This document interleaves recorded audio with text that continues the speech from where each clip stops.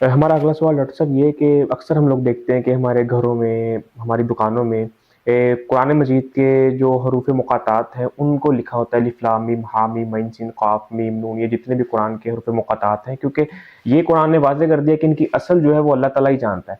तो क्या ये कुरान की तौहीन नहीं है कि हम किसी पीर मुर्शिद या वली से ये लिखवा कर अपने घर में लटका दें सूल बरकत के लिए, या जादू टोने वबाई अमराज से बचाव के लिए?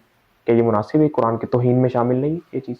देखिए, चाहे हरूफ मुक़त्तयात लटकाए जाएँ या कुरान की आयात लिख लिख के लटकाए जाएँ, क्योंकि ये मकसद इसका ये नहीं है। कुरान का जिस तरह हम शुरू में बयान कर चुके, मकसद ही ये नहीं था, ये हदायत था, सरासर हदायत था। हुदल लिन्नास, हुदल लिलमुत्तकीन, हुदल लिलमुमिनीन, जिसके ऊपर अल्लाह ताला तदब्बर और तफक्कुर की दावत दे रहा है। इसके लिए अल्लाह ताला फरमाता है कि इसको हमने ज़िक्र के लिए, नसीहत के लिए आसान कर दिया है जो गौर फ़िक्र करे। तो आज हमने उसका इससे फ़ायदा नहीं लिया, तो वो हदायत वाला फ़ायदा नहीं लेने के लिए तैयार। झूठी कस्में खाने के लिए, हलफ उठाने के लिए, तवीज़ गंढे के लिए, कस्में खाने के लिए, दुल्हनों को रुख़सत करने के लिए कुरान का ऊपर साया किया जाता है। यानी उन सारे नाजायज़ मकासद जिनके लिए नाज़िल ही ना, वो करने के लिए तैयार हैं।